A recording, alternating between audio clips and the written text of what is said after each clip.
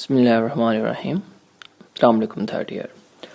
In our previous lecture, we had discussed the serious response to exercise, and our today's lecture is respiratory response to exercise. Boys and girls, respiratory changes occur rapidly even before the initiation of exercise, and gaseous exchange, these are carbon dioxide and oxygen, increases across the alveolar capillary membrane by first or second breath.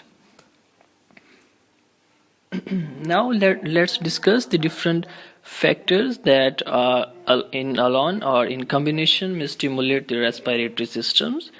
These factors are increased muscle metabolism during exercise, resulting in more oxygen extracted from arterial blood, resulting in increased venous partial pressure of carbon dioxide and hydrogen ion.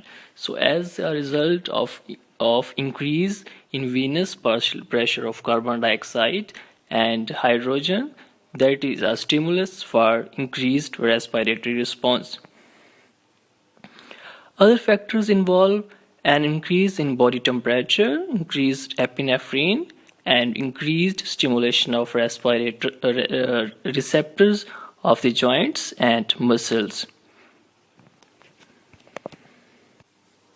The other factors that may also contribute to increase in respiration, these factors are baroreceptor reflexes, protective reflexes, pain, emotion, and voluntary control of respiration. You people are quite familiar with these terms like baroreceptors and protective reflexes.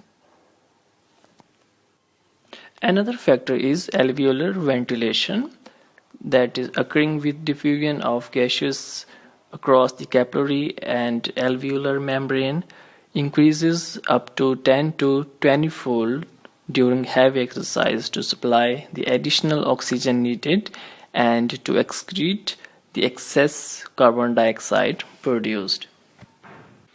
Now the responses providing additional oxygen to muscles. Boys and girls, we all know that the working muscles need more energy and more oxygen as compared to non-working muscles.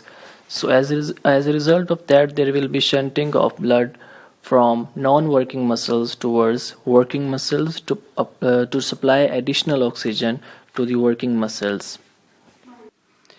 Now another factor that is providing additional oxygen to muscle, that is increased and facilitated unloading of oxygen from hemoglobin.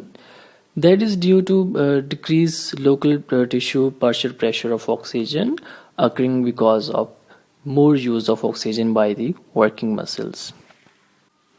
Now this is the last slide of today's lecture, that is oxygen consumption. Let's discuss different factors that determine how much of oxygen is consumed, and these factors are: number 1, vascularity of the muscles, number 2 is fiber distribution, number 3 is number of mitochondria, number 4 is oxidative mitochondrial enzymes present in the fibers, and number 5 is the oxidative capacity of muscles, that is reflected in arteriovenous oxygen difference. Arteriovenous oxygen difference is the difference between the oxygen content of arterial and venous blood.